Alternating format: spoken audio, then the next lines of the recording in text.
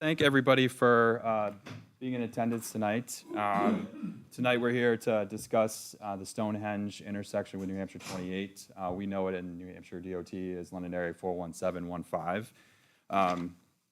Again, I really want to recognize the help that the town staff in order to put this together, as well as you'll see in a couple slides, we have had a couple different meetings with town staff just to kind of gauge what public opinion might be as we're coming to present this. So I guess first of all, I'd like to introduce the staff. We have Jerry Bedard, he's our lead designer. Jerry's going to be leading the technical presentation tonight.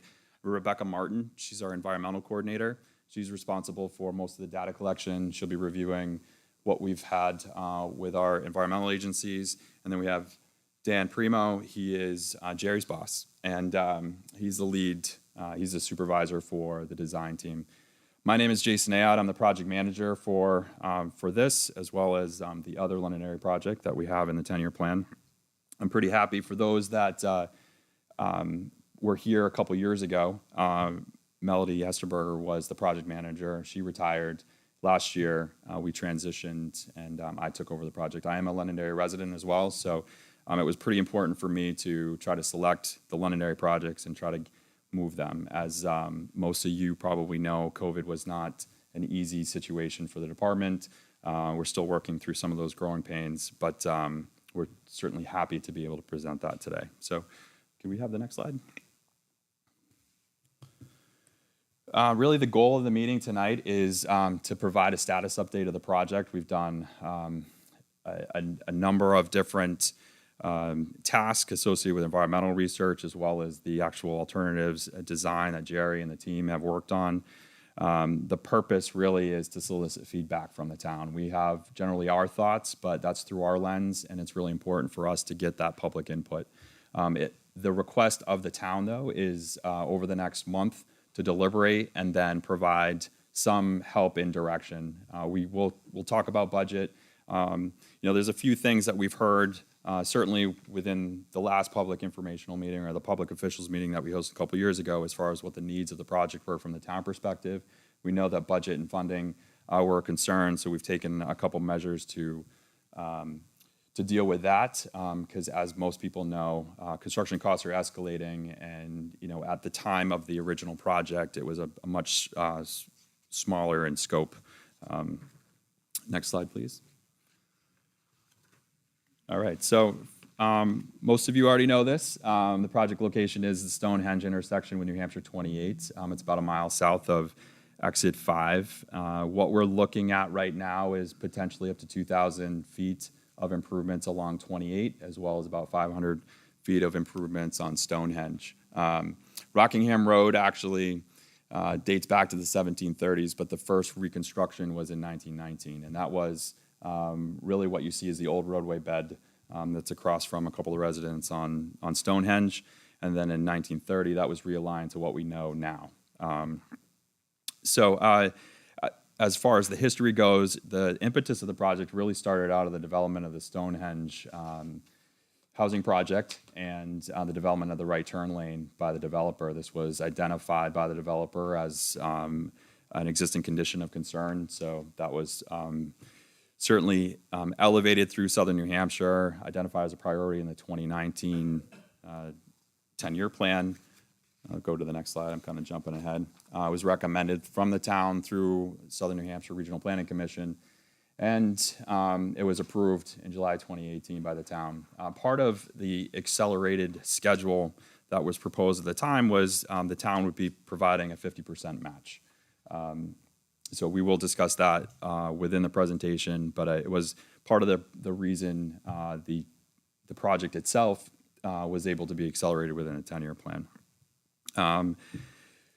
So again, the original application, one of the things that we've found, especially as I transitioned as project manager, was the estimate itself wasn't very well defined. It was really limited to the intersection area itself. There wasn't a lot of roadway improvements. There was no right-of-way acquisitions, and it was assumed to be a signal. So when you have a project within the right-of-way, it becomes a much more streamlined project. And as we actually got into the data collection and some of the alternatives, we're finding that it's not as easy as what we believed in the initial application. Next slide, please. All right, so the purpose and need, this is really important for Rebecca and her team as we develop the environmental documentation as far as what the selected alternative is. The purpose and need that we have, I'm not going to go word for word as far as what it is. There's a lot of text on the slide.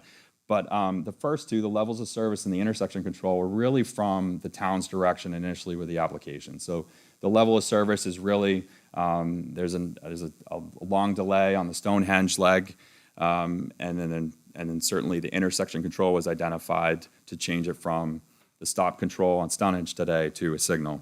So those are the first two.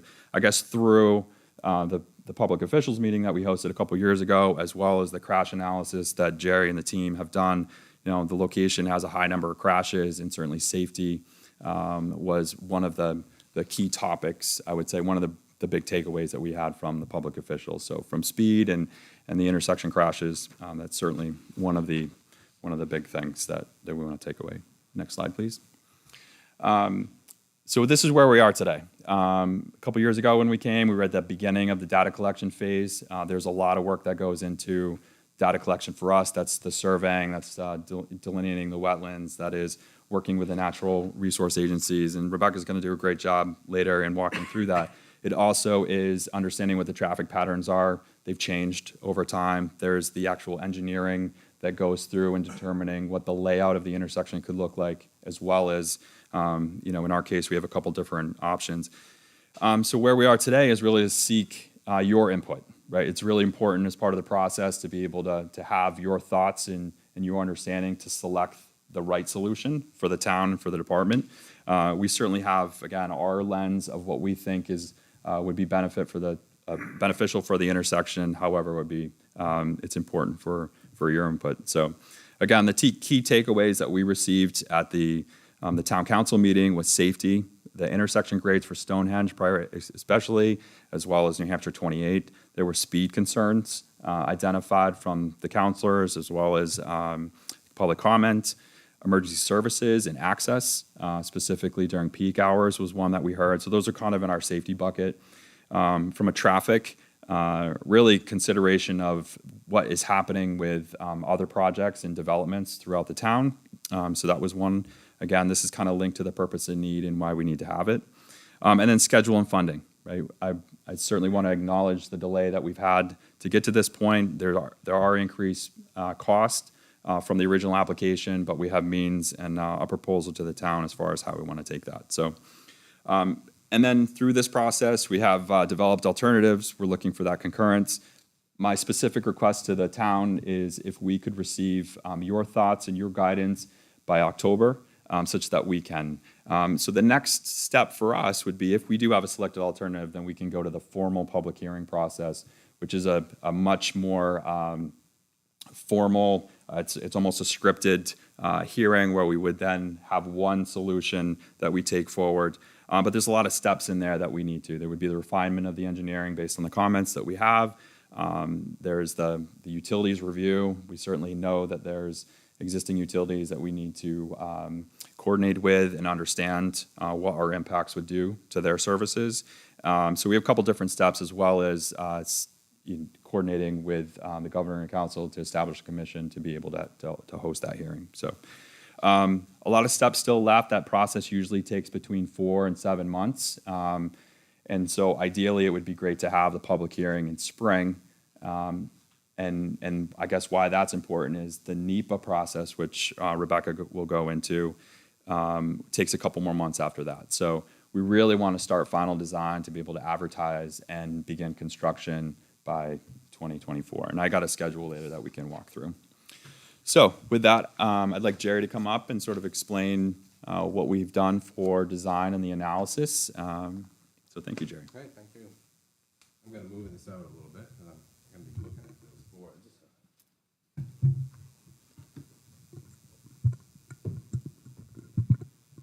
Thank you. So my name is Jerry Bedard. I'm the design engineer for this project.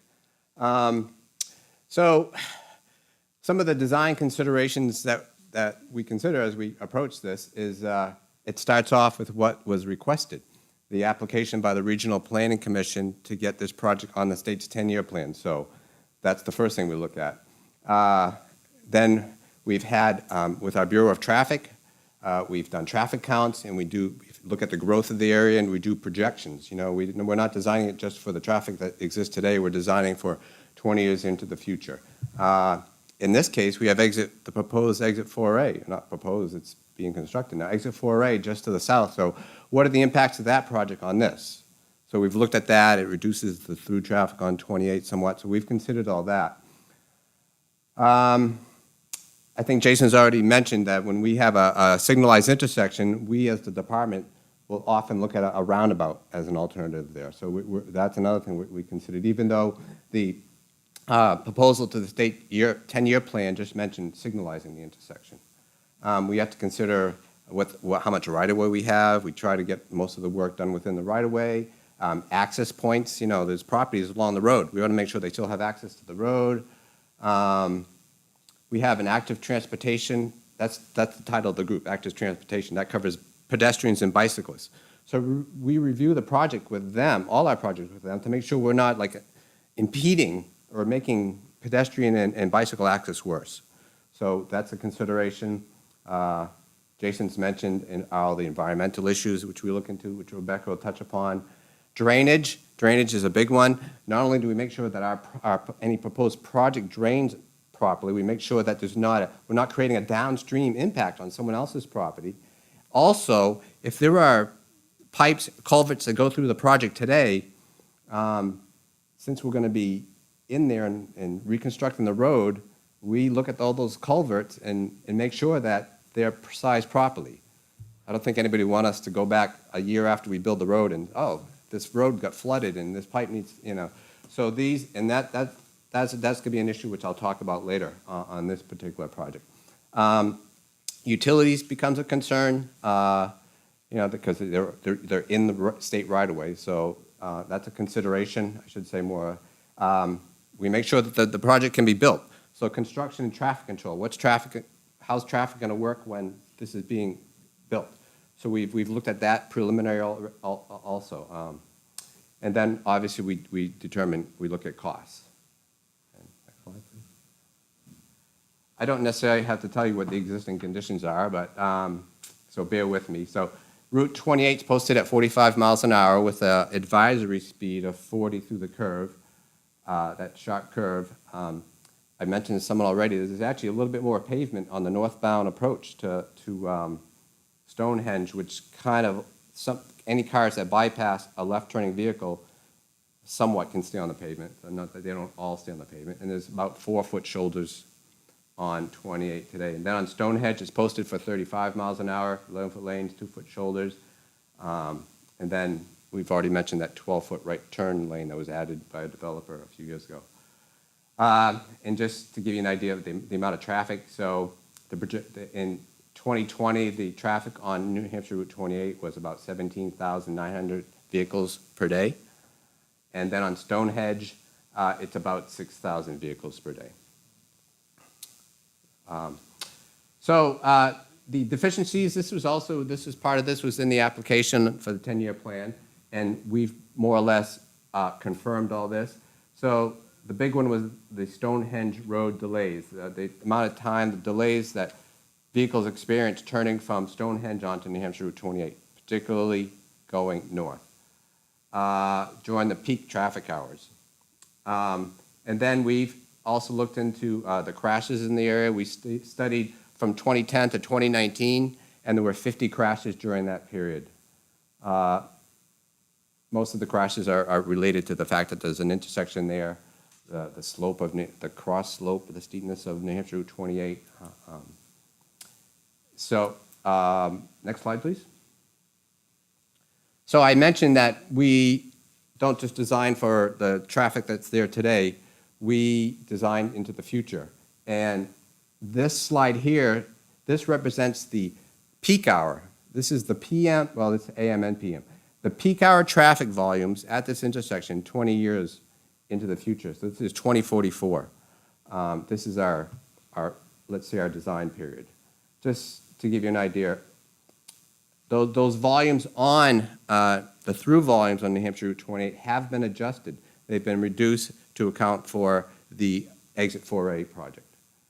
Stonehenge traffic, there's really no impact to the Stonehenge from 4A, but the traffic on 28 should go down.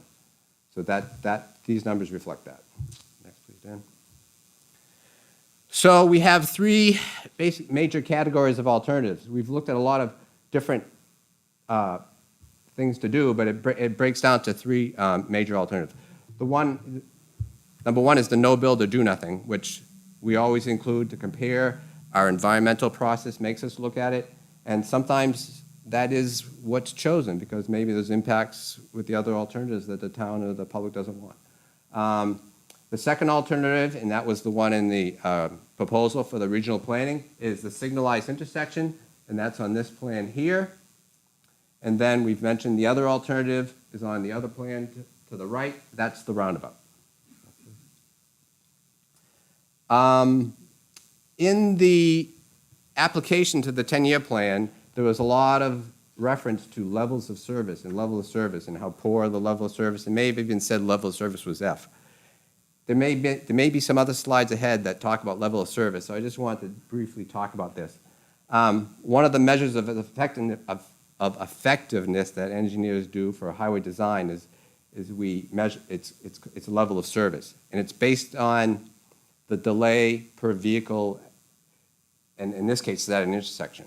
And there's actually different charts depending on if it's a signalized intersection or a non-signalized intersection. The range, if you can see on the chart, the delay per vehicle, the range is a little bit greater for a signalized intersection, with the thought being the public or the driver is a little more accepting of a long delay because they know eventually the light's going to change. So, for example, if you just look at the bottom one, at a non-signalized intersection, if you're waiting there more than 50 seconds, it's considered a level of service F. But for a signalized intersection, you don't get to an F until you get to 80 seconds, just as an example. Next slide, please. So I'll talk to the plans now here a little bit. But besides the no build, which is kind of self-explanatory, not much to talk about there, one of the alternatives is signalizing the intersection. So this is our plan here. This plan in the top, let me just first say it's a 50 scale plan, meaning 1 inch on this plan represents 50 feet on the ground. North is generally up. Most of you already know this is Stonehenge and this is New Hampshire Route 28. The major color on this plan is the roadway, the pavement. That's the yellow. That's the travel way. That's a travel portion of the roadway. The shoulders are the brown lines just to the outside of the yellow. In the middle of the roadway, you see some orange here and here. That would be that's a painted island. That's not a raised island for this concept. That would be a painted island. You also see some oranges on the outside. Those are the driveways. That would be driveways that would need to be improved with the project. The lime green color you see on the outside of the roadway, that's the slope work. That would be the amount of earth that gets disturbed as to build this project. After the construction is complete, those lime green areas would be, most of the time, are grass. So that would be just the grass slope of the roadway. The darker green is just the shading for where there's a wooded area. The red are buildings. Did I touch on everything there? I think so. This is a Clark parcel that's already been determined historic. That's what the H stands for there. Oh, I'm sorry. The blue hatching, and most of you know this already. What you see in blue hatching those have been delineated or identified wetlands. And they extend beyond what we show here, but this was just close to the project. So there's wetlands just opposite Stonehenge, and then there's the big one you see opposite FW Webb, and then on this side of the road, and then a small pocket here.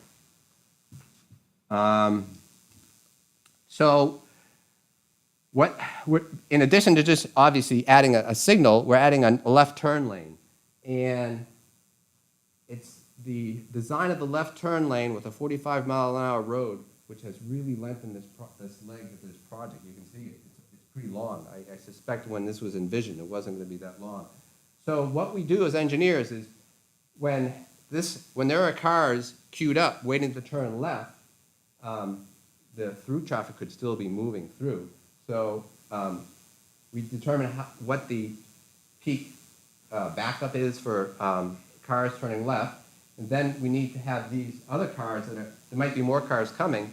We need to get those cars out of the through traffic and slowing down from 45 miles an hour down to 0. So that's why this leg is kind of long here. And then the through traffic theoretically wouldn't be impeded by the left turning traffic. So that's the reason why, that's one of the reasons why this project is so long in this direction. On the southbound approach, it wasn't absolutely needed, but we added a right turn lane to get those, similarly, and it becomes less of an issue, but to get those right turners out of the traffic. So there's a relatively short right turn lane into here. And then Stonehenge Road, it pretty much mimics what's there today. There'll be a left turn lane and a right turn lane. I think we've lengthened it just a little bit. There are some other changes we'll talk about in terms of for the profile. So this plan on the bottom, that's the profile of the roadway. Now, similar to this is a horizontally, we have an exaggerated scale, because if we don't exaggerate the scale, these things would look like flat, and you'd think it's nothing. So horizontally, it's 1 inch equals 50 feet, just like it is here. But vertically, it's 1 inch equals 10 feet. So it's like stretched a little, just so you can see what's going on. The yellow highlights the proposed pavement, or for example, in this case, this means that, and the brown is existing, I'm sorry. So in this case, the road is coming up. That's what that means. For this project, the Stonehenge Road, and so this is New Hampshire Route 28, and this is the Stonehenge Road profile. This is where Stonehenge Road comes in. We're raising New Hampshire Route 28, I'd like to raise it more, but we raise it a little bit so that we can then have a better intersection with Stonehenge. We heard this at the public officials meeting. You know, Stonehenge Road basically slips right into the intersection, and sometimes cars go right through the intersection. So, ideally, we want the side road to come in and you know, kind of like an uphill grade going into the roadway. For drainage is one of the big reasons. We don't want the road, any rain or runoff from the road just going across the major road. So Stonehenge came up, I'm sorry, New Hampshire Route 28, Rockingham Road comes up, and Stonehenge Road goes down a little bit. That's why the yellow is a little bit below the brown here. So for this option here, the final approach on Stonehenge to the intersection is a slight upgrade. So that runoff isn't going to go across the road, and cars aren't going to have that feeling of just sliding across the road. The other issue which I talked about was drainage. Right here, there's an existing 30-inch pipe that goes under 28 and then goes into the wetland and eventually makes its way to Beaver Brook. So it's a 30-inch culvert today, and we've heard already anecdotally from different people that there's been some flooding problems, and our analysis indicated that that was undersized. So we're looking at replacing that 30-inch culvert with, right now, we're looking at a 60-inch culvert. So that's forcing the road up in here. This is about 2.5 feet above the existing road. That's to accommodate that pipe. So that's the signal plan. The roundabout alternative, I don't necessarily need to go through the colors. They're very similar to the signal alternative. The only difference is, and by the way, the slides are a little bit different than the plans, but on the roundabout, again, the yellow would be the pavement, or the travel part of the roadway. And within the roundabout itself, this orange, it's orange, you can't tell it's hatched, but there's an orange hatched area. That's called the truck apron. So that's, someone asked me how trucks get around these things. The truck, the cab of the truck, a large truck, for example, stays on the yellow, but the truck apron allows the back of the truck to cross and get on top. It's a little bit higher than the road, and it's concrete, but it allows the trucks to make that maneuver. around the circle. The other color that's different on this plan is a kind of a bluish aqua, maybe bluish green. Those are the raised islands. For the roundabout option, we have some, they're also called splitter islands. We have a splitter island here on New Hampshire 28, and a short one approaching it from the north, and then a small splitter island on Stonehenge Road. Are there any other colors? Oh, there is. This odd hatching, this gray, black, and green, that represents pavement that's going to get removed outside the limits of any new pavement.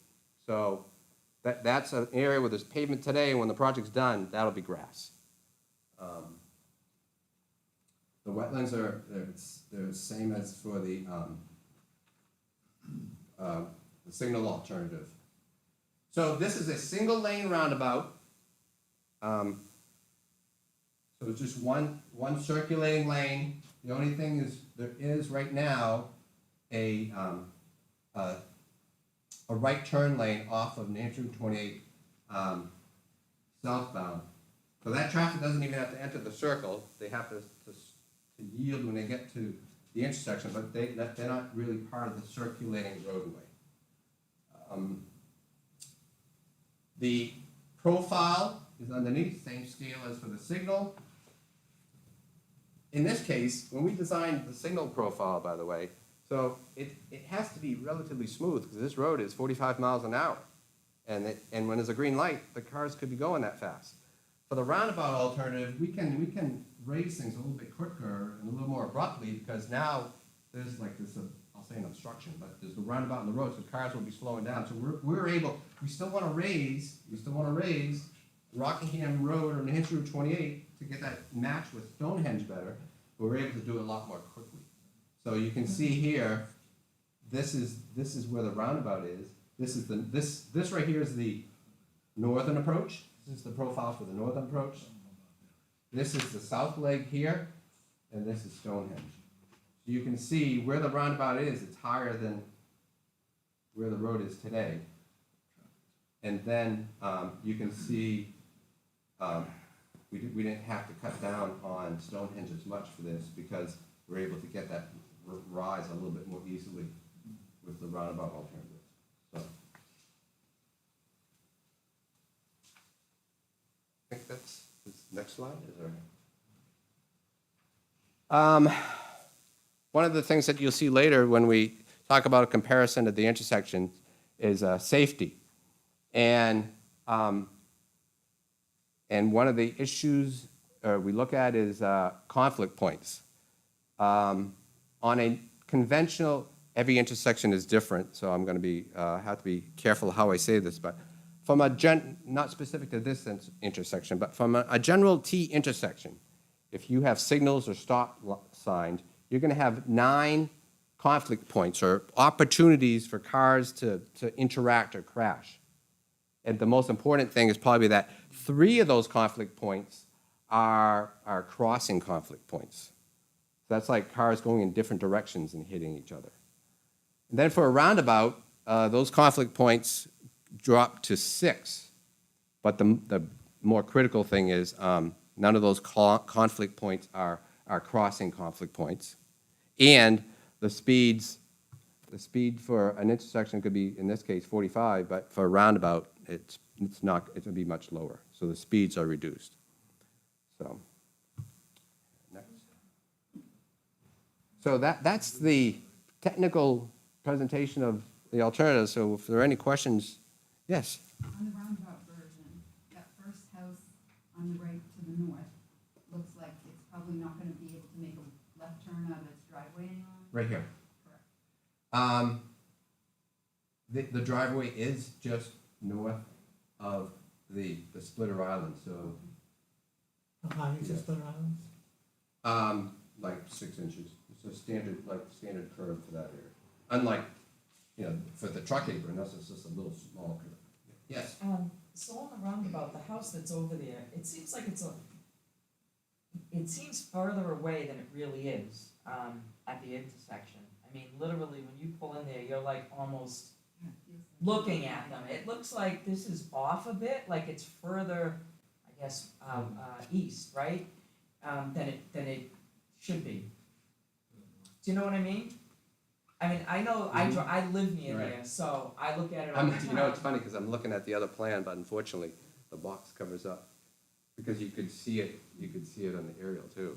I mean, yeah, we don't have another aerial, you don't remember seeing. It just seems like the house is almost where that X is. You know, see the X? I'm sorry. You're talking Can right I here, do right? this? Oh, sure, Yeah, sure. I just think the house is like right about here. Oh.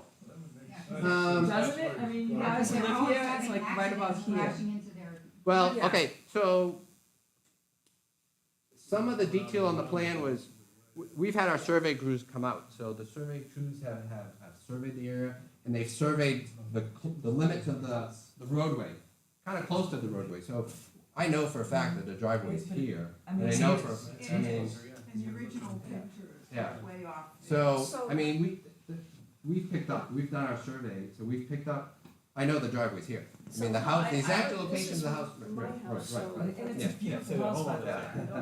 I love the landscaping. So the driveway is here, and it looks like this because, see, the driveway comes in and goes around, and our garage is underneath. So the house really is here. So when you come to Stonehenge, you're looking over, but our driveway's there. And our septic tank's right there. So it is just. Why is that not?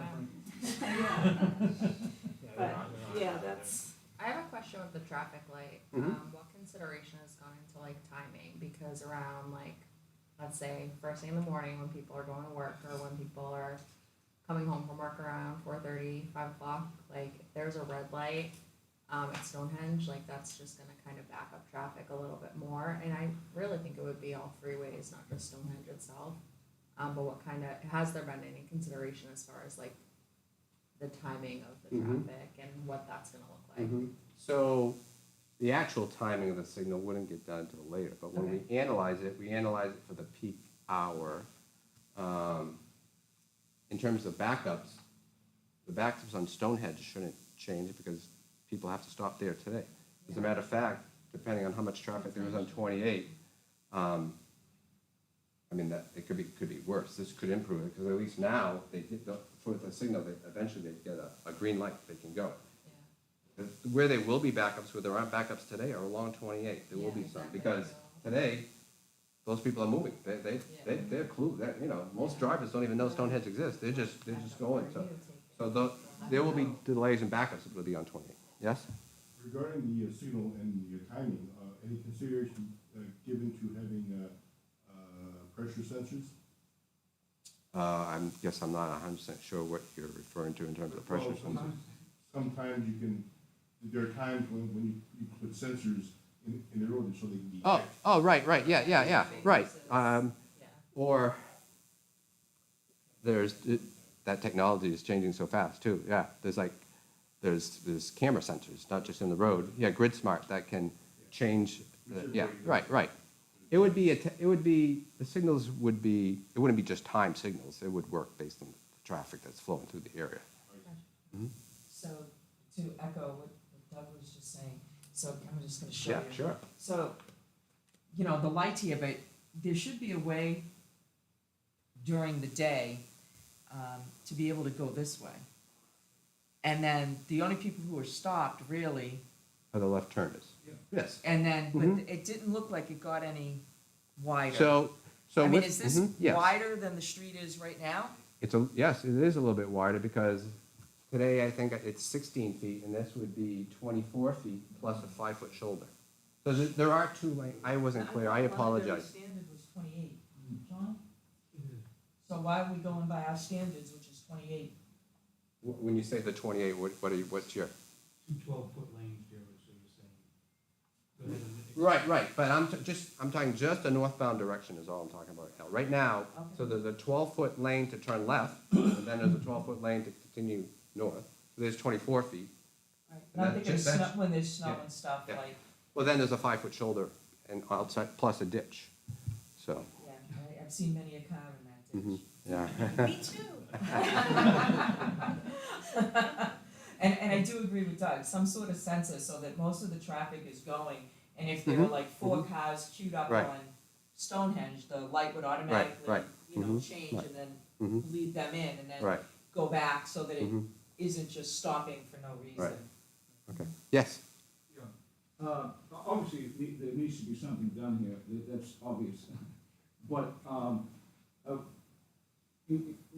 believe you said, or the gentleman before said, you're looking ahead to, maybe 20 years ahead. right, yes, yep, I mean, 20 years ahead, potentially, that's gonna be a 4-lane road. So, I mean, obviously, we've got to do something here, whatever you decide on, whatever the cost is. Right. All of that has to come into effect. But, it just seemed, wait a minute, we're not gonna have any increase in traffic. Obviously, we are. right, yes, Obviously, we are. yeah, The fact that exit 4A is going in, and there's gonna be less traffic coming south, perhaps, that's true. But, 28 and Stonehenge, both are gonna increase. So, Right. Are we looking So- ahead to, down the road 20 years, that being 4-lane? There was no, I have nothing to indicate that there was that issue with Rockingham Road, with, eventually needing. I mean, these numbers that we've projected, for example, when we design the signal, oftentimes, especially at a signal, you have to add what we call auxiliary lanes. Because when you have a green light, you want to get as many cars as you can. In this case, we were able to do it with just one through lane. We didn't have to add an auxiliary through lane in this case. With those numbers, 20 years in the future. So I think Rockingham Road should be okay. I hear what you're saying. I mean, you know what about the rest of the road? But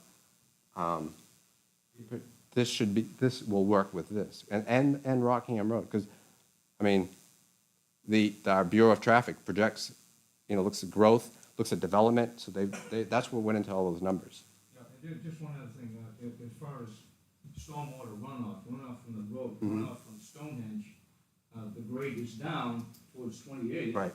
28 is down, maybe you're gonna level it out, but that stormwater is gonna continue into the wetland, to the east there, all right? Thank you. I just forgot I just remembered you forgot to talk about something.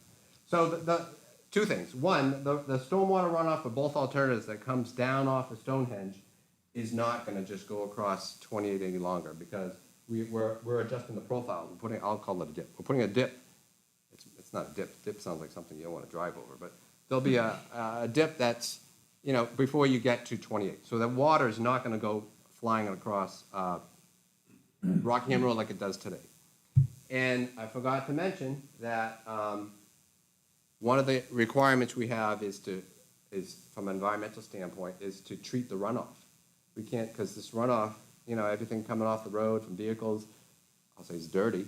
So we have to treat the runoff, and we're looking at collecting the water that comes from the roadway and putting it in our treatment swale. In this case, it's just a grass swale.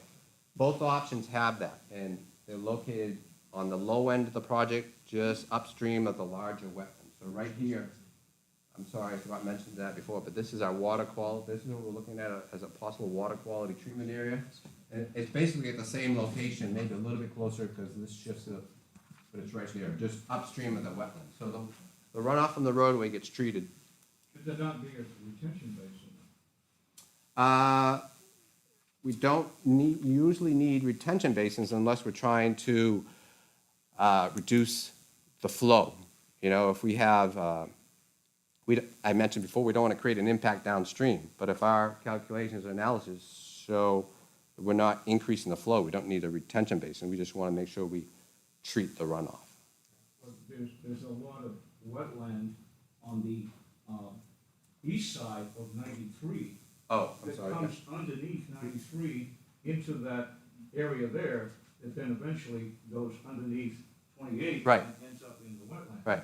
So that area, if we ever get some rain, it is potentially gonna be a lot of flow going through there. Right.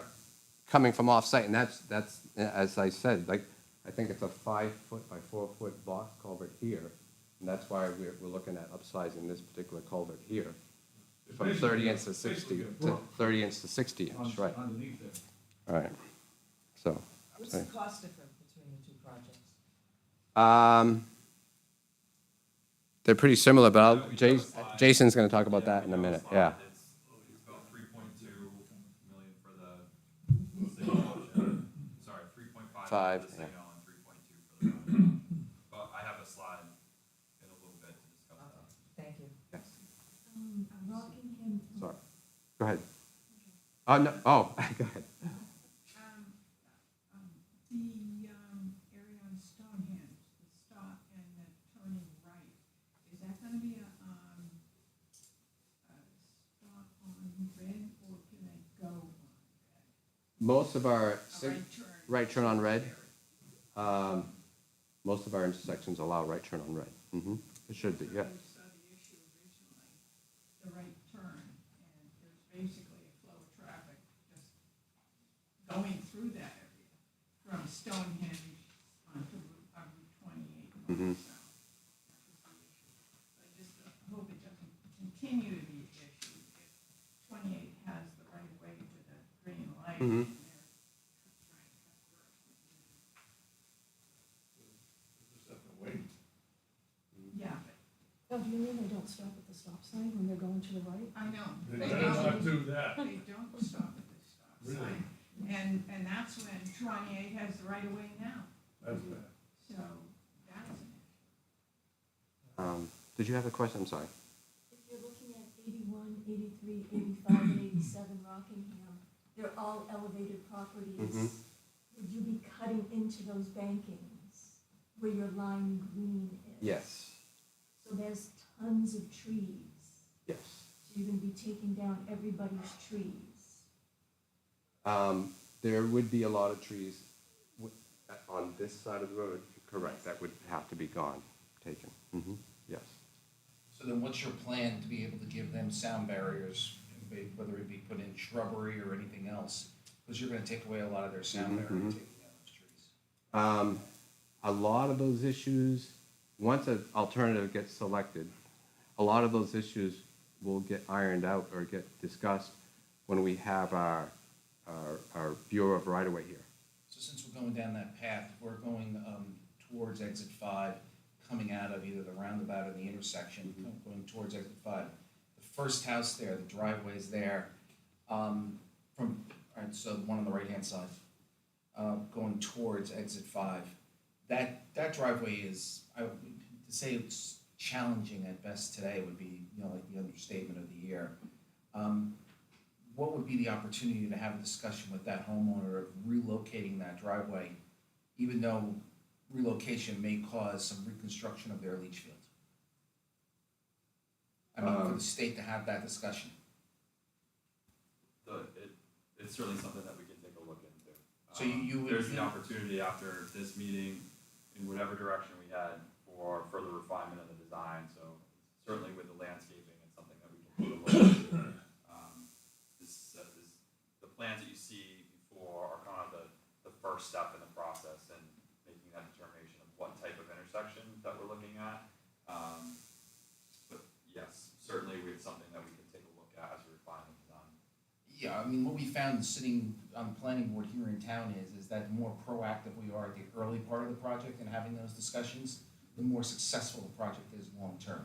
So, as a person who sits on the town council, I would strongly encourage you to have those discussions. It's a great suggestion, I certainly will entertain that. Thank you. Yes. Sort of a general question. So for winter, from a snow removal and road conditions perspective, is one choice easier to maintain?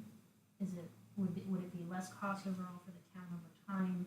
Like, do you end up with a roundabout needing more salt or more passes from the plow or anything like that? Both alternatives will get rid of one of the big problems, which we heard from our district maintenance people, and that's the whole run with the water issue. Because they said, as soon as you get any kind of snow or anything, it freezes. They're out there salting. They have to come out every storm to salt. So that would be, it would be about the same improvement. The plowing depending on the vehicles that this local district, highway district maintenance has, plowing the roundabout, sometimes they need a smaller vehicle. So either the department forces have to get a smaller plow to plow specifically that truck apron, or, because it's at the end of a town road, would the town plow it with it? These are issues that we have to iron out later. Yes? Just a curiosity question involving the signal option. Coming from the exit 5 here, going north, that bend, I mean, even though. I know Coming we're- from exit 5? No, I'm sorry, coming from there. Okay, Excuse yes, me. I'm sorry, go ahead. Mhm. Even though I know where Stonehenge is, coming around that bend and traffic, I'll tell you, is not traveling 45 miles an hour. Coming around that bend, you can be surprised that there's a road there on the left-hand side. Is there consideration for safety reasons to put a traffic warning signal before that bend to tell people if there's a light red or green or something like that? Not a consideration at this point, and the reason I say that is because now with kind of both, I mean, it's almost true of this too, but you mentioned the signal. For example, when you get to here, we're starting to, the drivers will already see that we're widening out in this straight tangent section of the roadway. We're already having cars move over to make room for that left turn lane. So even before they get to the corner, they're gonna know that there's a change coming. They'll have a better line of sight. Well, at least they'll recognize that something's coming up ahead. So Jerry, let me ask you a question. I'm sorry, go ahead. Was there? So Jerry, let me ask you a question. You put a roundabout in. You basically have not, while you've slowed the traffic down, you really haven't changed the pattern any from the standpoint of throughfare. So cars will still be going through, there will not be a break in traffic, because we're continuing moving, correct? Mhm. If I put Just slowly, yeah. if we put a signal in, we get a break in traffic, and then the people who live on that road, who are trying to get in and out of their homes or businesses, get that opportunity to probably get out in a little bit safer manner. I'm asking, it's not a statement, it's a question. Mhm. And I don't know. No, I won't be able to see. I'm not gonna be able to see to leave my driveway. Well, they would have to fix the sight distance so you can. That's something they have to do. It's the way that the road is and the way that the corner is. I can't see looking south when I'm trying to leave my driveway and take a left. I cannot see. So they can't leave you in that situation if they change the road, correct? Yeah, so, sorry, Jerry, Yeah, I'm gonna no, step yeah. in. So I'll sort of back up to this as a preliminary. As we refine the design, sight distance at driveway, sight distance for the signal, stopping sight distance to the back of queue, all of those have to be looked at. So driveway sight distance is something that we still need to look at. Certainly, we believe that whatever improvement we do, that we would make sure that we have at least the existing condition, that's the absolute minimum, but most likely that we would be making sure that we resolve the sight distance issues within the intersection area. So the question is, so we have, what's our sight distance, 350 feet? 250. She needs 250 feet of sight distance. Are you gonna be able to, so here's my concern, all right? I have residents who live on this road. They have driveways now in existing condition that they can't get in and out of safely. So when Is that because of the sight distance or the speed, though? I guess? Today it's just a disaster. Yeah. Let's just leave it as that, okay? That's why we're having this discussion. Going forward, I need for those people to be able to be safe getting in and out of their homes. That's priority one. They're the people paying taxes in this town, and that's who we're gonna take care of first. The second piece to it is that I understand that you need the best traffic flow patterns that you can get to move traffic through, areas. But I don't want to sacrifice safety for traffic flow. At least that's my opinion. And if these people don't have 250 feet from their driveways, that's gotta change. That's at least the way we look at things when we plan out roads in town. No, and And it's you live here, so you know that. it's a great question and a great suggestion. I do want to iterate the fact that this is, really step one in many steps of the design. So on state routes, we use 400 feet for sight distance. So, depending on, the specific location, whether it's actually at the intersection or the driveways, the design team will look at that. That's great, and I appreciate you listening to us, because, Mom always said, if you don't ask, you don't get. Absolutely. I'll take some more questions, but just, Yeah, Rebecca, we yeah. have other stops. I certainly want to entertain as many, and we're not going to shut anybody off. Okay, just briefly, I mean, the key thing here is safety, okay? I mean, that's what it's about, we don't want the accidents, we want the traffic to flow better. But, I think we really should consider some kind of flashing lights to warn traffic that's coming into, whether it's a roundabout or whether it's a traffic signal.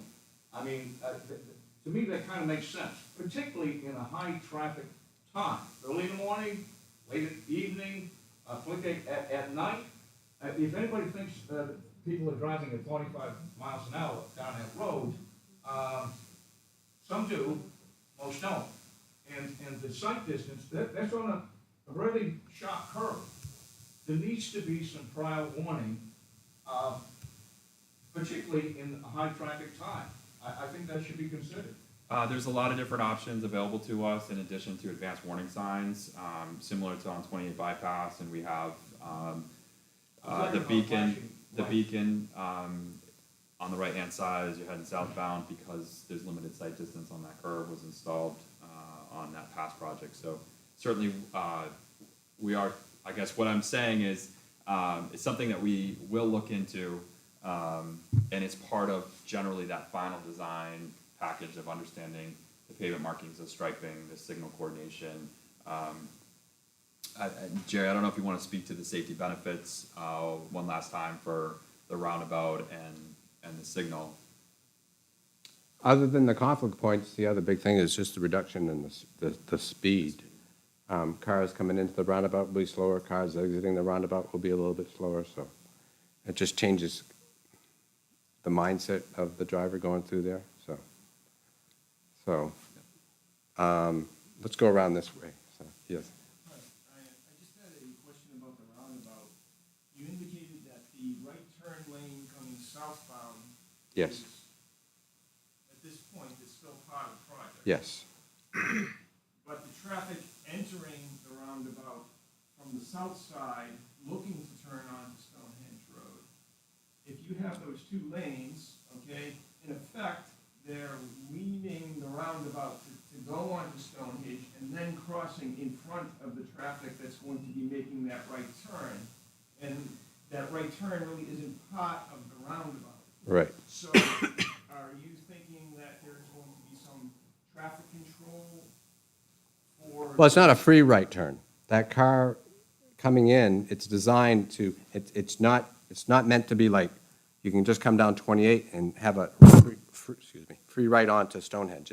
It's designed to, for the driver is, when he comes around down, he's looking at the raised island there, so he knows he's got something to stop at. And generally, you probably already know this, but for the roundabout, the driver in this roundabout has the right of way, and it's the cars approaching the roundabout have to yield to the car within the roundabout, so. Right, I was just, I mean, from the drawing, for a site, it looks like as that car heads towards Stonehenge from the roundabout, yes, they're concerning themselves with the traffic that's continuing in the roundabout. At the same time, they're in fact crossing over that right turn lane. So does that present more of a conflict point than there needs to be? It adds another conflict point, but our analysis without that right turn lane had traffic backing up on the roundabout beyond Woodhenge Circle. So that extra lane created enough of a relief or split of the traffic that it makes it, during the peak hours. The other thing I just want to mention, by the way, is during the non-peak hours, With the roundabout, there's never, almost ever, never stopping. There's slowing down, but not stopping. On the non-peak hours here, it could be midnight, someone might be stopping at the light, so.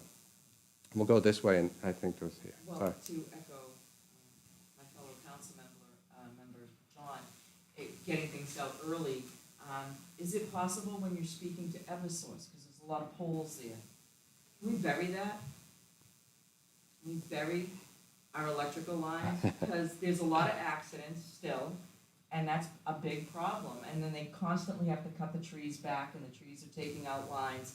And I know it's expensive on the initial cost in, but in the long run, when your lines are buried, it's more cost effective. So while it's all dug up, it might be a time to think about if they will be willing to bury the electrical wires. Yeah, no, it's a good question. That's something that we could certainly pose to Eversource. It's not typical practice by them, but we can always ask. As Mr. Farrell said as well. Doesn't hurt to ask. Yes. What kind of disruption are we gonna have on 28, and for how long for each option? Construction period, I don't remember what we had looked at. We looked at making sure it could be built, the timeframes for how long it would take. I don't know if you have That's that. great. It really depends on when we're able to advertise the project. If we're able to take advantage of this, a season, or if it gets advertised in the winter, it may be a season and a half. But that's a great question. It's certainly something that we need to continue to look into. But generally, we feel that either option is relatively the same as far as construction timing goes. Do you think 28 is gonna be able to be passable, or is it gonna be down to one lane kind of thing while it's happening? Yeah, I think we've looked at temporary widenings, Yeah. we've looked at one-way alternating traffic like we've done in other locations. At this point, we haven't decided what it's gonna be. Certainly, there's a couple more challenges with the roundabout and being able to construct the intersection area, but yeah, it's something that we've looked at both. We basically, the cost that we've come up with factor in temporary widenings to maintain 2 lanes, correct? So we've looked at both of them, and it'll ultimately come down to means and methods of what the contractor chooses. Would this be going on at the same time as exit 4A? Because I'm thinking about those big businesses over there. It'd be very difficult for people in Londonderry to get. If the exit 4A is getting construction and then this is having construction, we really would be cut off.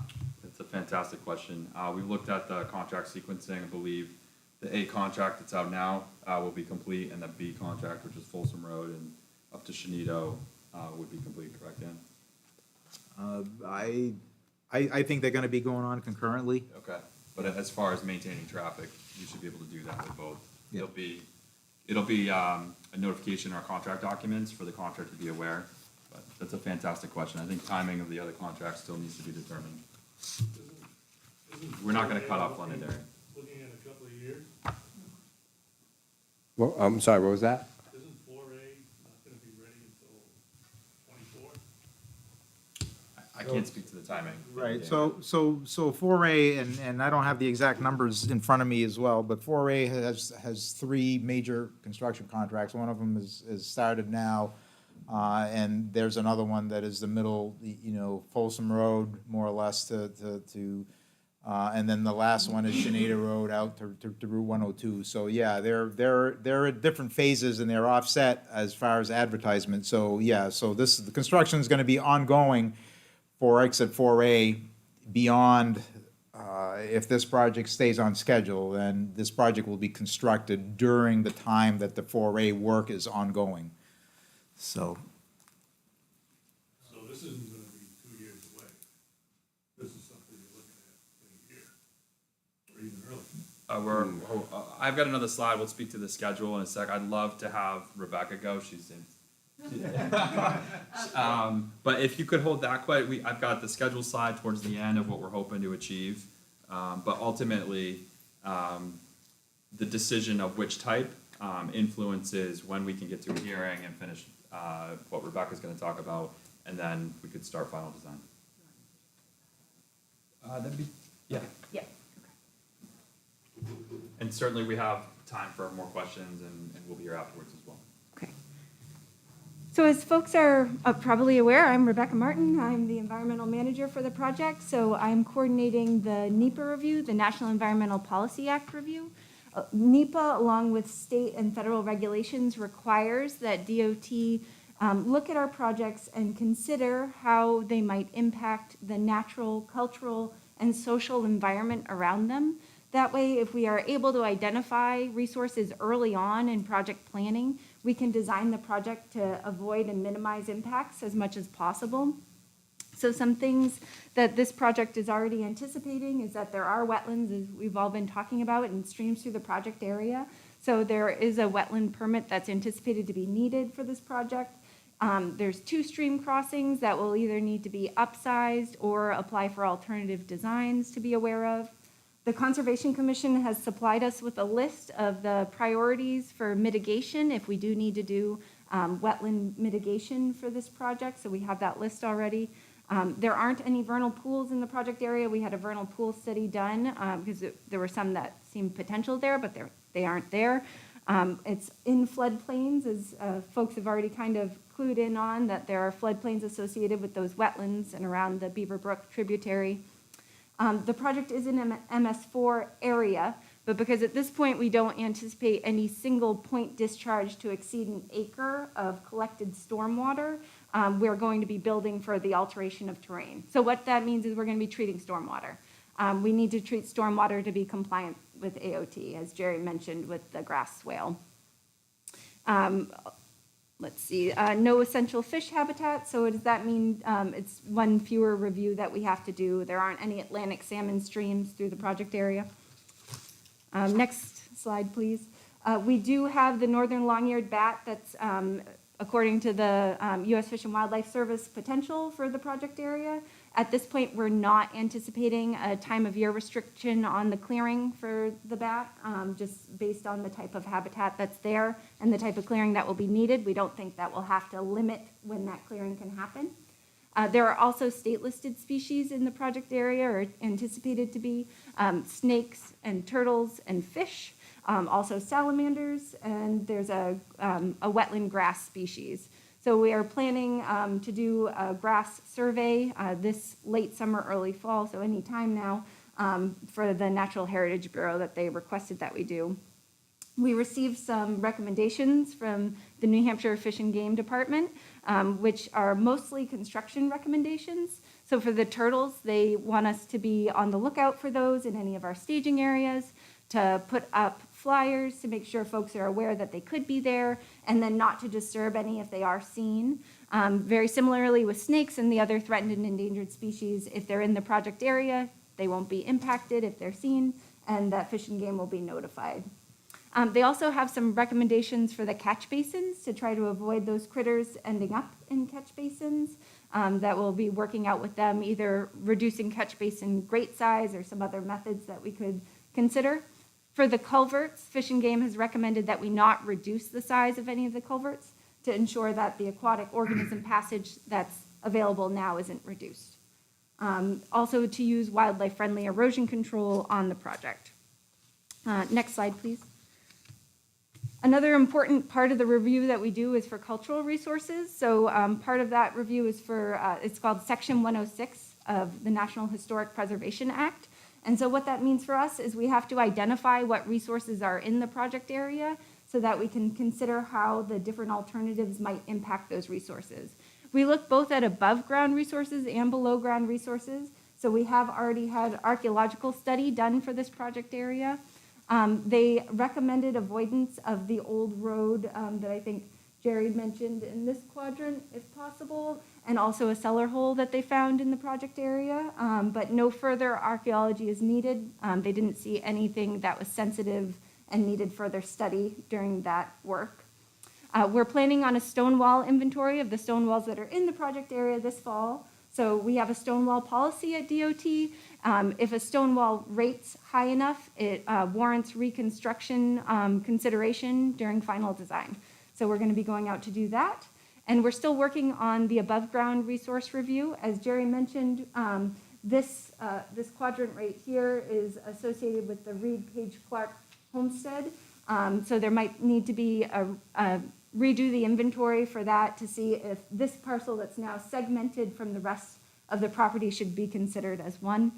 And there's one property greater than 50 years old that's seen to have some integrity, where we're also anticipating that we might need to do an inventory. And next slide, please. If folks have interest in the historic review and are interested in becoming something called a consulting party, so that's basically somebody that helps us with the Section 106 review, please let me know. There's the contact information for our federal highway person, who actually would be the person to officially grant you the status as a consulting party. But if you give me your name this evening, I can put you in touch with him. And what a consulting party does is they basically, as we're going through and considering these different alternatives and how they would impact the historic properties that are in the project area, they help inform which ones are important to you folks here in the town, what are the most important features of those, and then if mitigation is needed for impacts to those, what should the mitigation look like? So they work like a partner with the department and with the federal highway as we're going through that review. Next slide, please. I think there's a question slide. Any questions about the environmental review? I tried to just hit the highlights. Yes? I own a property with a historic cellar, Oh, okay. so you're gonna rebuild the stone wall that's in front of it? So what happens with the stone wall policy at DOT, the first step is to go out and assess all of the stone walls. We have an assessment form. What I've noticed over the years is people are stealing the stones. Oh. The stone wall is a lot shorter now than it was when I bought the property 20-something years ago. Wow. So, I mean, people want them, I guess, for their own landscaping. It's not me. Yeah. All the original stones aren't still there. Many of them are, but not all of them. Okay, that's interesting. So we have an archaeologist that works for the Department of Transportation that's coming out to do the stone wall assessment with me when I go. So I'll let her know that. I haven't heard of that happening before, so that's frustrating for you, I'm sure. Really? It happens all the time. Yeah, there's Wow. some down south, they get a lot of money for those mossy, Wow. old-looking rocks. So you learn something new every day. But we'll be there to do so I'll mention that to her. Thank you. Any other questions? Did you say you've already done some environmental impact studies, or no? So we're working on it right now. For NEPA, we have to do an environmental review of natural, cultural, and the social environment around the project and how the project might impact those resources. So that's why we're reaching out to all those different agencies that I mentioned. So the Division of Historic Resources, Fish and Game, the Natural Heritage Bureau, coordinating with them to do the environmental review. Thank you. Yeah. Any other questions? Yep. Where are those bats? Jason's about to get it out the hook, because if you let me No. talk about bats, I'll talk for a really long time. The bats actually use forested habitat all through New Hampshire, but they're doing really poorly, the northern long-eared bat right now, and so we're seeing huge reductions when we do acoustic surveys. So the answer to your question is there's a lot fewer of them on the landscape now, but they could be using any of the forested habitat in the project area. Are they in trees? Oh, yes, I'm sorry. They roost in trees during the day, and then they'll very rarely use a house or a bridge if they don't, but typically they're a tree bat. And then in the winter, they go to caves and mines they hibernate during the winter. Yep. So it's a time of year issue for the project? So not for this project. We're okay. not expecting, I'm sorry, I should have explained. So for some projects, due to a certain amount of clearing being needed, we end up with what's called a time of year restriction on the tree cutting. We are fortunate in New Hampshire, we have so much forest that the bats can pick another tree. But if you have a whole lot of tree clearing on your project, then you end up with you're more likely to end up with a time of year restriction, which would say, let's not clear the trees in the summer when the bats are using them, let's clear them in the winter. We're not expecting that amount of tree clearing for this project, so we're not expecting a time of year restriction. Okay. Rebecca, I don't know if I missed it. Did you touch on that New Hampshire DES asked us to reach out to the Conservation Commission for mitigation properties? Yep, so the Conservation, I did, but Okay. I was maybe too quick. The Conservation Commission did give us a list of properties if we have to do wetland mitigation for this project. I was trying to be fast and maybe too I know. I fast. just want to make sure that we could, Department's very fortunate to have a monthly meeting with the natural resource agencies, and Rebecca helps coordinate all the projects that she has through that, and we're able to get this early action or identify some of the requirements for each of the projects. So we have been to the first meeting, and then depending on which alternative that we have here, we would go back and have another conversation. Okay. Great. Thank you. Thank you. All right, so I guess we can keep moving. We'll probably get back to some of the similar questions that we already had. Basically, we'll wrap up. I want to sort of talk about how we brought all the details together into the considerations and the rating criteria. As you can see, it's very traffic oriented. I'm sure there'll be a few puns after this meeting about that, but we basically use green for a positive improvement or limited disturbance to the area, yellow for something in between, and red is generally associated with bad. So basically for the NEPA document, the environmental document, we have to compare all the alternatives to a no build or the do nothing. So basically what we have up here is we identified some of the criteria that may be important, and specifically they have to relate to the purpose and need that I talked about at the very beginning, because that's kind of really the bar that we need to measure the alternatives against. So from a cost standpoint, if we're looking left to right for the no build cost, obviously there's no cost for a no build, so that would be green. It does not meet the purpose and need, so therefore it's red. As far as property impacts, again, there's nothing that we would be doing. We're certainly not improving it. So there's no impacts from a right-of-way or a property impact standpoint. However, there's no safety or traffic benefits that we receive. And the same thing from an operations and maintenance. We're not really, there are some concerns there that District 5 has with the culverts and the drainage. We certainly wouldn't be able to solve any of those problems. From a resource impact, again, I guess this was kind of through our lens. There's really no benefit that we can add to it, so there's no water quality treatment in the no-build condition. There's certainly no wetland impact, so that's kind of why it's scored somewhat in the middle. And from a traffic signal perspective, the cost, on the next slide I'll show you, and I'll speak to it again. We estimated the project for the signal to be 3.5 in today's dollars, 3.5 million.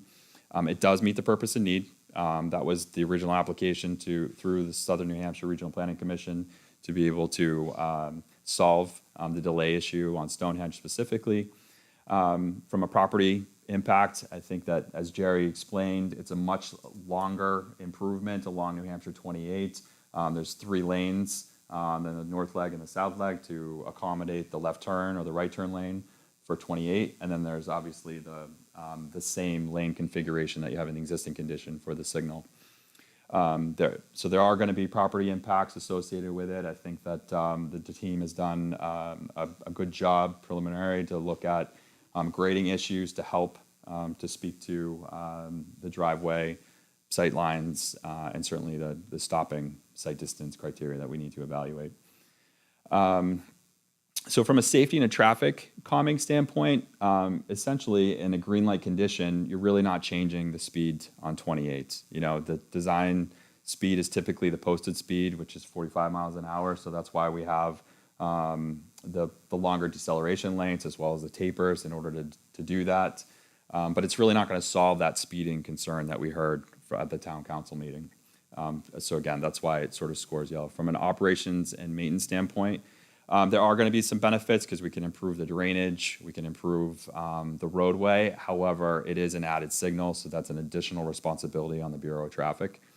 And then again, as far as resource impacts, Rebecca went through that for both alternatives. They're both going to anticipate wetland impacts for that. From the roundabout perspective, the roundabout is a little bit less expensive than the traffic signal. It does meet the purpose and need. It does have property impacts. It has less property impacts on the approaches north and south of the intersection, but it does have more impacts within the specific intersection areas. You can kind of see from the differences in the green between the two. From a traffic and safety, from a safety perspective, certainly as Jerry explained, it has less conflicts. It also improves or it lessens the severity of the crash types. In an unsignalized condition or the signalized condition, you're making the left turns, there's more likely to have a more severe crash type than with a roundabout.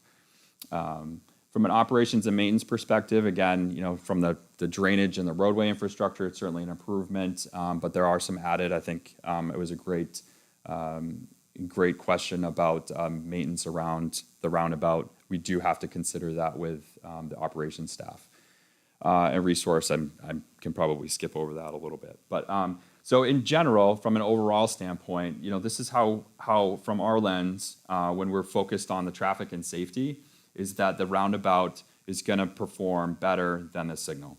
And as we go through, our suggestion to the town is to consider the roundabout over the traffic signal. But ultimately, as we'll talk about it, this is your project too. That's why we're here. And why don't we skip to the next slide? Because I think this is pretty important too. And I want to make sure that we have this. So I already spoke to the specific construction estimates. The original construction budget was $1.3 million in the application. Based on the roadway improvements that are needed, there's a concrete slab underneath the existing roadway that has been removed. We have increased drainage requirements. We have the upsize of the culverts. Obviously, that all gets factored in. The team did a great job in looking at this estimate. It has been vetted internally, and we shared that with the town as well at the time that we did. But there's a lot of considerations: the construction costs, construction engineering, traffic control. But the traffic signal is a bigger improvement, and it's likely to be more. So the total project, which includes the right-of-way, right-of-way easements, the plans that we need to put together, the engineering associated with this phase, as well as the final design. And we also have some additional costs that all get tied up in the 10-year plan, but we're estimating the total project at 4.9. So what does this mean to the town? Originally, this was a 50-50 split. So understanding that there's a lot of risk, and we would be feeding into really the escalated cost that we heard at the town meeting a couple years ago. What we proposed to the town is really a $1 million cap. So that's essentially almost what the town has encumbered today, and assuming at the original 10-year plan project cost of 1.7. So we're really not asking for any additional funds towards this, and that's something that we need to restructure, and that will be presented to the town council for review as well. So I think it's important for both sides, right, to reduce the amount of risk. Obviously, we're seeing escalation costs in construction over the last year. Really don't know what that means in the future. We anticipate some inflation as we move forward. Another factor to keep this on task is we'd like to hire a consultant. So capping the town allows us to be a little bit more flexible with our resources and our statewide contracts to be able to bring on a consultant and help at least keep us on track for the construction. So next slide, please. So really, project schedule. I think this has come up before. Where we are today is for the public informational. We're hoping that this fall and through the winter that we can refine based on the ultimate selection. But a really important step for us, or two important steps, is that public hearing where we identify what the actual property impacts are going to be from this refined alternative, as well as the assessment of the environmental resources, which Rebecca would go through, so that we can have federal highway approval for the funding and NEPA, and ultimately NEPA approval. So the proposed schedule right now is to have the public hearing in spring, and then NEPA approval, and then continue straight in. So another critical task for us is a wetlands permit. We anticipate the wetlands, so we need to make sure that we have a wetlands and all our agreements in place before we're able to advertise. And the wetlands is generally a 6-month-long process between permitting, plans, review, or more. It can be more, depending on the amount of impact. So something that we want to make sure that we're considering. Originally, again, the 10-year plan tried to fast track this project. Obviously, we're seeing delays. Another reason to endorse the proposed cap. That we do have to push it out. There's certain risks there, but the department's willing to take those on. Ultimately, we've set the new advertisement date for July of 2024. So that creates some flexibility too. It may actually allow us to begin construction in 25, as shown. So this is all based on our assumed permitting and right-of-way negotiations and any of that. So Lastly, contact it. We're going to open it up for questions as well, but I think this is important.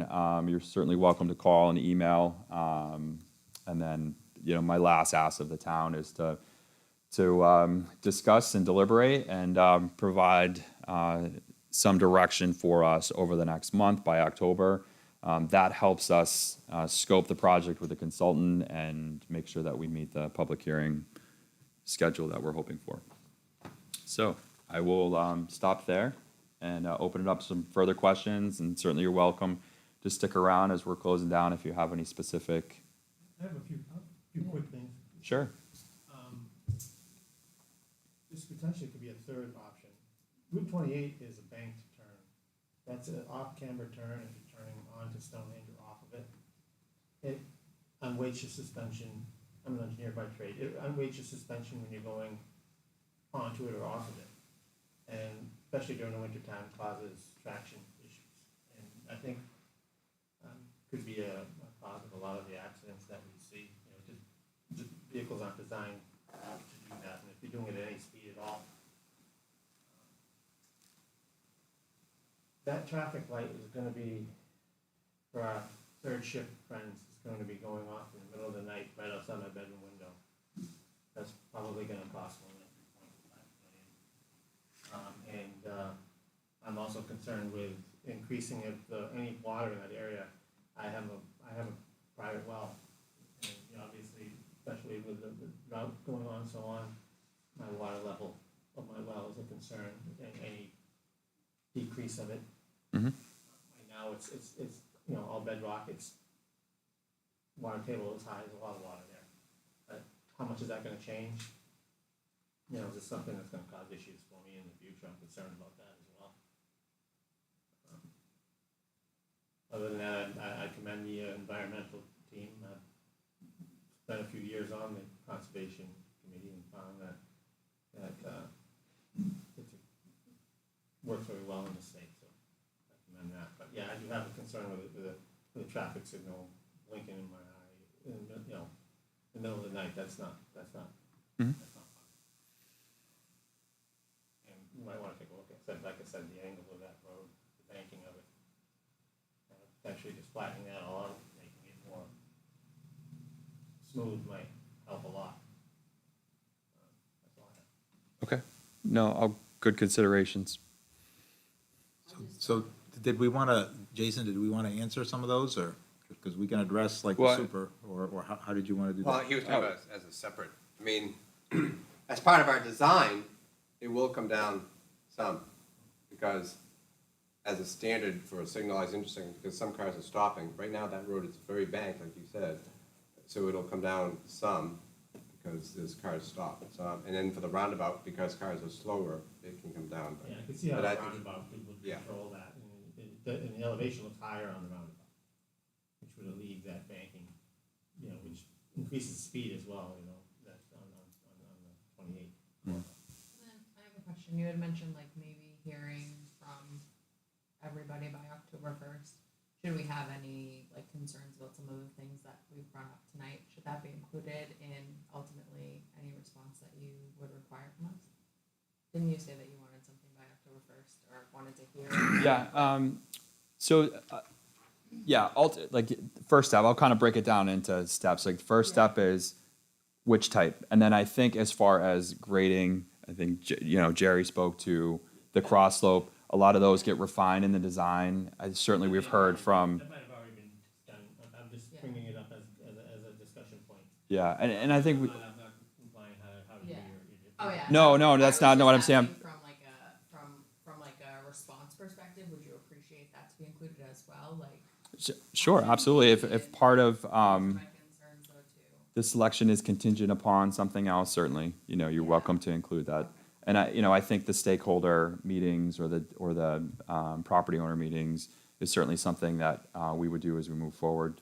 That's kind of built into our right-of-way process. We're not quite there yet. One of the things that we do need to do is we have to satisfy the NEPA requirements, and then the final design and a lot of the right-of-way meetings happen after that. So certainly, if you want to make something contingent upon something else, absolutely, I would strongly say. And you're welcome to email me as well, and we can, we're gonna do our best to document what we heard tonight. Yeah, for sure, and I think that's one of the things that were heard tonight. They're obviously valid, it's just very early, so I didn't know if it was like, that's what we were expecting for next steps, or it's just at a later time that we could also express those concerns at another time, like later, that might be more efficient for you all. Since Yeah, it's so I would- early in the process. Yeah, I would strongly recommend you can email me with any of the concerns. We can forward it on to the design team. A lot of the I guess the details of the roadway design, those still have to be fleshed out. So Understandable. I have another question, well, not a question, but a request. So I go through Derry a lot at their lovely little circle. It's very similar to this one, or will be very similar to this one.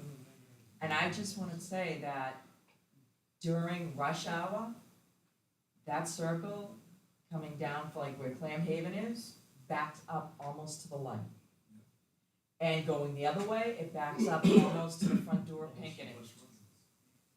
So I just, I know you're saying that it moves smoothly and that there won't be traffic, but I'd like to know the statistics, or have you have the statistics showing how many accidents are over there, how much cars are in queue, and at the rush hours, how it really does impact the travel. I mean, I think it's way more than you think, and I go through there every day, and it's just incredible. And this gentleman lives in Derry, and he'll even attest to that. It is not as smoothly as you think, and coming from Certain times of the day. right, sometimes it's you can get through it, but I just want to bring that up that people thinking that it's just going to be like the Woodmont ones where there's not a lot of cars and it goes through really quickly is not how it's going to work over there.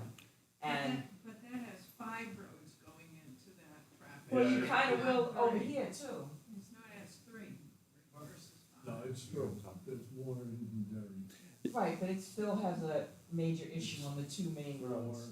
Yeah. I think it's I just would like to see it, and I mean, coming from Revere, Massachusetts, I lived next to Bell Circle, which was like the biggest rotary down there, and I'm gonna tell you, and it is the worst, and that city regrets ever putting that rotary in there, and has tried to fix it, and they never were able to. It even has yeah, that traffic one's lights. slightly different. I know it has a lot It's of much cuts different to it. than I this. just know that in bigger cities, in smaller quaint towns, Mhm. rotaries work wonderfully. In bigger towns with major traffic, they can sometimes, as we know, as you had to explain to people how the actual thing works, Mhm. let me tell you, most people don't know. So I can't speak to 102 East Derry Road and 28 Bypass, the volumes, and certainly how that and the operational efficiency of that one. This one is different. Jerry has looked at, and maybe we can hang out afterwards and kind of speak to the queuing, unless, for this project. So we have done that analysis to understand what the length of queues are. Jerry, you want to 30-second overview real quick of the differences in Well, I queues guess I have and it. traffic for signal and roundabout, not with the 102 roundabout. Generally, they're going to be about the same. The delays and the backups are, during the peak hour, are very similar with the designs we have now. So there's not a big, difference between one and the other. No, but it will help the people, when people are stopped, it will help the people who live there have a pause to maybe get out of their driveway. With a continuous flow, it's gonna be more difficult at peak hours. Thinking of an ambulance trying to get through there and get to these people at a peak hour may be challenging. And I'm just bringing it up and because I really, if you go through that Derry Rotary, it's just. I think, is that the one at the downhill There's only from one. Pinkerton Yeah. Yeah, there's Academy? only one. So, Yeah. I mean, I briefly looked at that, and that's nothing, I don't know how that's nothing that we would design. I'm just telling you the That's all- traffic yeah, there is. that's not, I wouldn't compare, it's not the Well, same as, It still I know has- it's a circle and cars go around, but, boy, you look at it, But that some one cars can also go is- straight through there. I think is bigger and has more room, and this one will be tighter. And so that, I really think that it really has to be thought through. That's all. It's great because we have a number of roundabouts around the state. I know that it's a point of concern for the community. I think there's a number of safety benefits, and certainly I think in either case, in the peak condition, you're going to have the same concerns with the driveway access. The signal is going to give green time to Stonehenge, which you don't see today. So that's where you're going to see the immediate benefits. But as far as the queues and the driveway concerns, I think you're going to see that in either case, as well as the existing condition. And I do think that is a concern what this gentleman brought up about the rotary, that coming down and turning. People, you just have to speak to the lowest denominator, and I do think that that's gonna be and that's right in front of this gentleman's house. That would be his corner right there, that he would be dealing with that. And certainly we can take a look into the lane use as well. So Jason, you're gonna need something back from the town in about a month period. That would be fantastic. That's my goal, is to keep the project moving forward. Obviously, if during deliberations you need more time, just reach out to us. Strongly urge people who are here to talk to people who haven't been here. That would be Get the great. information to the town council so that we can actually work with you to make a decision. That would be great. I would appreciate that.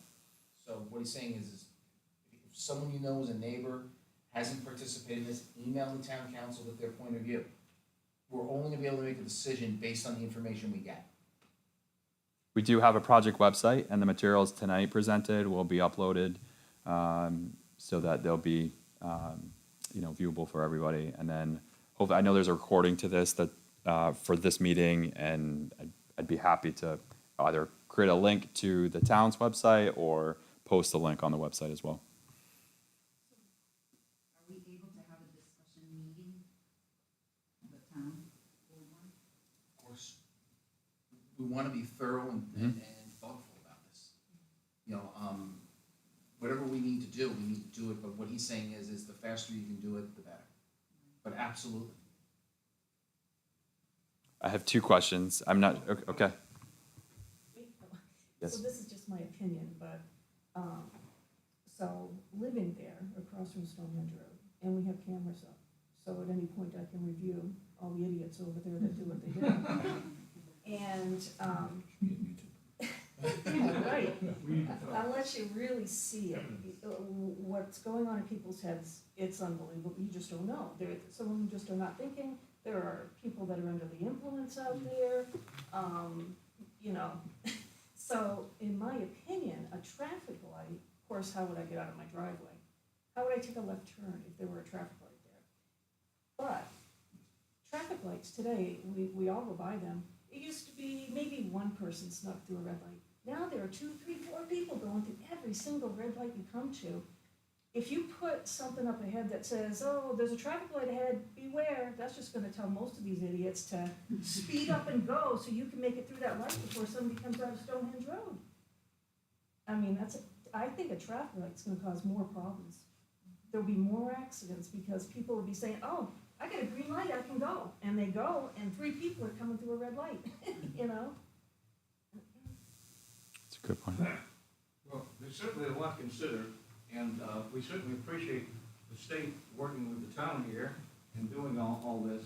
But we have a lot of impact here in the town of Londonderry, and exit 4A and other things. But I want to know about the other proposed project up at on 28 and Mammoth Road, which I believe is also on the 10-year plan and approved by Southern New Hampshire Planning and others. Is that the case? It is part of the 10-year plan project. That's also one of my projects. There's no funding for preliminary engineering at this time. I believe it comes available next year. I don't have the details, so I'm afraid to tell you that it's available next year. So when we have funding, that's when it was planned to start working on it. So it is in the 10-year plan. It was approved by the governor in this 10-year plan process. It just hasn't started during the process. Most of our transportation plans take a long period of time, and that is, there is funding for PE, but it's not in this year, so we haven't been able to begin working on it. Yeah, well, maybe approved and have priority even over this. And maybe it shouldn't, because maybe this is a bigger safety issue. But, It's a, really gotta wonder about that, because, that's gonna be a major thing with flooding, water, and so forth. We've got issues with water, municipal water coming to the town of Londonderry that we've gotta deal with too, in addition to all of this. So, we really kinda need to know what's going on. I can certainly provide those details to the town council and to the town administration to let them know specifically when PE. It's just, I know at this point, it's not programmed, so therefore there's no funding to actually work on it at this point. And that's just part of the 10-year plan process.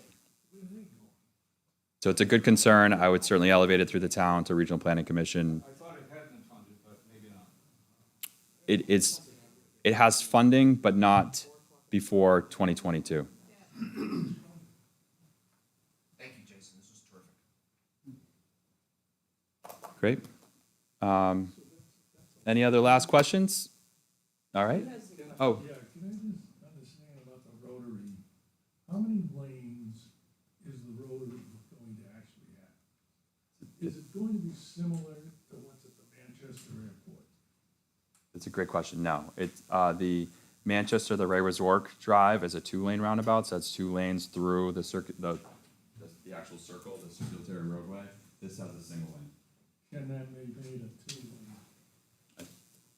We can always make it, but whether it's justified or not is the other. Like, at this point, it's not justified to have 2 lanes. So what about those big trucks that go through there, the trucks that eat trucks, you know what I mean, 2 trucks together? Cause I see them come down Stonehenge and go, you know, 'cause that's the way they cut through the airport to get onto Rockingham Road.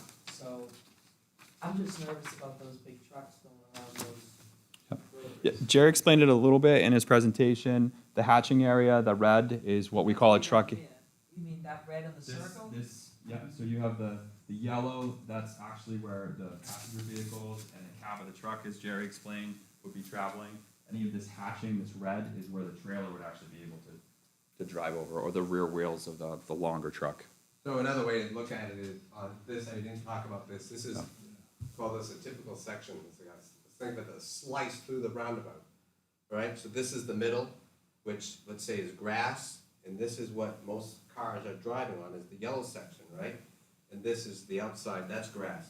What's in orange, cars shouldn't be driving on that, because it's actually, if you were a car and you're driving that, you're gonna have to go up over a small bump, curb, and it can be rough. But a truck, a large truck, the front of the truck is driving on the yellow, but if you watch a truck, the back end of the truck doesn't fall. The back end of the truck has another 20 feet, let's say, might refine this as we design it, but it has, let's say, 20 more feet. So they actually have 40 feet to drive on, in a sense. But you know what I'm talking about, those trucks that are pulling a second truck? Like these 2 trucks together? Well, I don't know what they're called. Double trailer. Thank you, I don't know. But they're huge. I've seen them try to make the turn from Litchfield onto Stonehenge, and sometimes they gotta back up to come around, and they even have a hard time turning there. And I'm thinking turning there is gonna be, and then if they get stuck there, what happens? They don't belong on. I understand that, Yeah. and you don't, I told them they don't, but they do. Actually, eighteen-wheelers on Stone. We have I don't know truck why go they through would. power lines and get stuck and have to get pulled. We did. I know, they should have a no truck sign. The, There is. But No truck sign on Stone. that doesn't mean they don't go. Somebody mowed it over. yeah, I would say the designs and the construction plans we put forward would accommodate the larger vehicles. I mean, it's just, like I just said, It's a there good was comment. truck that turned before McGregor cut, went through the power lines, tried to get up and over onto Hardy, got stuck, they had to get another truck to jack it up, to take it, they had to close off all of Hardy, just to get that truck off of there, because it's following GPS. It's not looking at a sign, Modern trucks all have GPS units in them now. They and won't- that's what happened, it followed the GPS and went down the power lines, The new ones shouldn't bring them down that road, they should. but it did. They ignore it, that's So- on them, gotta back it out. So people who are coming up 28 from the south, they hit the rotary, they wanna go to Stonehenge. They really need to use the truck No, passenger vehicles should be able to use what's colored in yellow. Can they do that with just one lane? Yes. Massive mess. People going from the north, meeting them at the Rotary, just like what happens in Derry. People who want to go onto Stonehenge. But they'll be going slow They have when the they right do of it. way. Yeah, They'll people have to, don't- it's the don't only thing to respect slow them that. down. And that jams up 28. Oh, it's fair, certainly consider it. I think it ought to be bigger, I agree. like the airport. If you're doing a rotary there, it should be bigger. What's the diameter of the rotary? Well, the dimensions are all on, right now. I bring my calculator. No. 135. Limitations is that why you can't get any. So that, the raised portion is 55 feet, and the outside to outside, so that's 40, 80, so 135 is from outside to outside. It's not our smallest roundabout, but No, it's consistent with what the department puts in. The speed limit on roundabouts are typically between 15 and 25, and it's all about the geometries entering the roundabout. So, yeah, the entry speed into it. It was You're not gonna be able to do 45. No, feet. yeah, No. Where's this, where would a No. similar one be? Is this similar to the one in Goffstown? Goffstown has some pretty small ones, I'm not sure the. No, I actual believe size. the one at Wallace. Yeah, Yeah. Wallace Road. If I could jump in, I think a great example of this type of roundabout, if people travel to Nashua right by Revere College and Haywood's Ice Cream, Yeah, yeah. That there's, one. there's a three-lane roundabout that would be very close to what you've proposed here. Mhm. It's a newer roundabout. I think it would behoove anyone, if they have questions about this, to go see that. I think that would answer a lot of your concerns, really. Pelham has two brand-new ones of the same size. That's No, this also is a three-lane. No, I mean, yeah, oh, and no, then three lane, yeah. Three, Yeah, there's three lanes. Three approaches. Oh, Yeah, okay. actually, I it's thought the you lane meant down the street on that road lanes. too. yeah, so I think that would be a great example. Yep. Hayward makes good. Yeah, That's right. so, I'm thinking the same thing. It's 145-mile-an-hour speed limit. What's it? That I couldn't tell you, but coming off the Daniel Webster Highway, it must That's be pretty actually- close to that. yeah, if you're, Word. you have a You highway can go any entry street point on you that want, one but too, legally. I think. I think it's Close. 75, There it 30, is. Right there. 20. What is the speed limit in a rotary? 3. In a roundabout, A roundabout, I'm sorry, roundabout. And Uh, it's 15. it's usually around 15. Oh, it's different. So would that also reduce the speed Yeah, limit it's sooner Well, on 28? That's a great question. Like It is a 45 reducing speed limits, it's a yeah. whole nother, yeah. Yeah, I know, Right. that was probably So- what I was saying, but- So, our state traffic engineer, Bill Lambert, gives a much better explanation of how we do speed limits, but basically they have to be done by an engineering study. So one of the ways to downpost or reduce the speed through here would be to create elements like roundabouts to slow the traffic down. Yeah, So that that's afterwards, that then, changed the 45, like even sooner, like look a little north I of would like the estimate example, probably people like. doing 60 plus. it's something that after, as the project moves forward, it's something we could look into with Bureau of Traffic It's like afterwards to 45 do a study. 15, all of a sudden, it's just a huge drop, so I figure maybe lowering it a bit sooner, like 35 into 15 or something, I don't know. So I appreciate your challenge and I appreciate your communication. Great. Good that we have the open discussion. Traffic flow through a rotary definitely slows down traffic. Yeah. Problem is, if you've got a high volume of traffic, it backs up all the time, okay? If you have a light, there are brakes. Traffic flows through, the light changes, and in your vision of a traffic light, you have a second lane that can flow through, right? On the northbound approach, On the northbound. yeah, well, there's a second lane, and it will have more green time than probably the other approaches, but there will be times it does turn red too. I mean, there will be times they'll have a red light also. You're right, they'll have more. The northbound approach, for example, if you're going northbound and you're going, continuing on, there'll be times where you hit a red light because that light has to change to allow the Stonehenge vehicles to come out. Okay. But they'll have the most green time of all the other legs probably. But they will experience a red light occasionally. I've seen intersections that have stops in the left-hand lane, and in the right lane, it's. Yeah, well, that wouldn't be the case. Not for the signal option. Okay. Thank you. Great. Well, I certainly appreciate everybody's thought tonight. There's certainly opportunities to communicate with us and the town. We'll be reaching out to Mike and the town council as far as what you all decide. But thank you very much.